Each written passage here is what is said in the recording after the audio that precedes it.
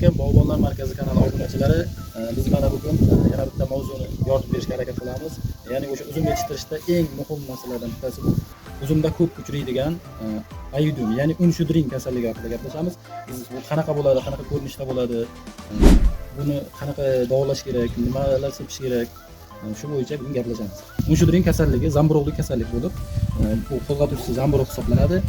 O'sha mahalliy tilda unshudring, ba'zi joylarda uy kasalligi deb aytiladi. Fan tilida ayudum deb nomlanadi. Bu qanaqa bo'ladi? O'sha unga o'xshab, kulga o'xshab oqarib qolganligi uchun buni unshudring yoki kul kasalligi deb mahalliy tilda ko'p ishlatiladi. Buni ajratish juda oson. O'sha uzum boshiga yoki barglariga oq bo'lib tushib qoladi, oq unga o'xshash dog' bo'lib qoladi. Novdalar bo'lsa qorayishni boshlaydi. Bizga nima kerak? Bu unshudring kasallikka kurashish uchun mana tapas, biz hamma biladi buni uzumchilar. Buni tarkibida penakanazol ta'sir etuvchi moddasi bo'lib, bu o'sha ayudumga yaxshi ta'sir qiladi, buni yo'q qilib davolaydi. Biz buni oldindan qiladigan bo'lsak, hosilimizni saqlab qolishimiz mumkin. Ayudum kasalligi nima oqibatlarga keltirib chiqaradi?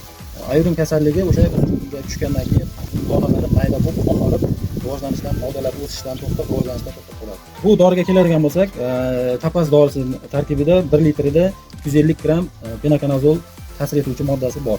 Ichida xuddi mana shunaqa ko'rinishda bo'ladi. Mana ikkita ampula bo'ladi. Har bitta ampulamizda 5 ml dan joylashgan bo'ladi. Biz buni bitta ampulani 5 litrga, ikkitasini 10 litrga ishlashimiz mumkin. Bizga agar apparatimiz, dori sepadigan apparatimiz 20 litrlik bo'ladigan bo'lsa, demak bizga bundan 4 tasi kerak bo'ladi.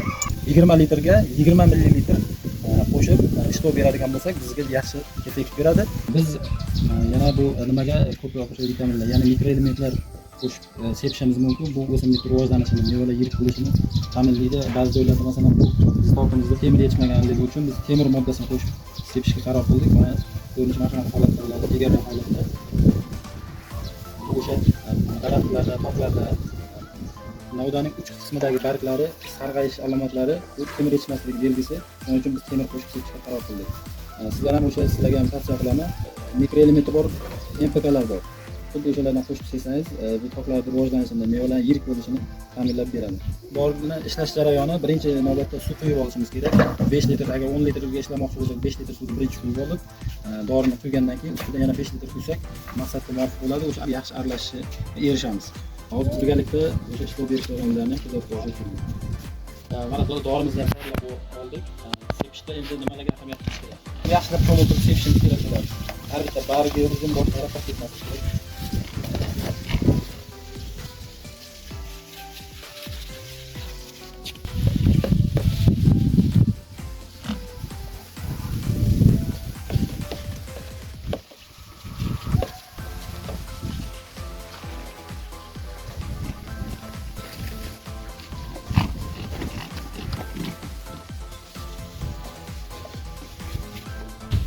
Temir moddasini, mikroelementlarni bu doriga qo'shib sepishda ehtiyot bo'lish kerak. O'sha tavsiya qilingan dorini firma tomonidan tavsiya qilingan foydalarga alohida e'tibor berishingiz kerak. Agar temir moddasini me'yoridan ortiq ishlataveradigan bo'lsak, bu daraxtlarni, uzumlarni kuyish oqibatiga olib keladi, kuydirib qo'yadi. Bizni kuzatishda davom eting, like bosib qo'llab-quvvatlash esdan chiqmasin. Bog'dorchilikka yoki uzum bog' tanishlaringizga, bog'dorchilikka qiziqadigan tanishlaringizga bu videoni jo'natib qo'yish esdan chiqmasin. Agar sizda shunaqa muammolar bo'lsa, bizga murojaat qilishingiz mumkin. Biz buni davolashda yoki agronomlik maslahati kerak bo'lsa ham sizga yordam berishimiz mumkin. Hammaga rahmat.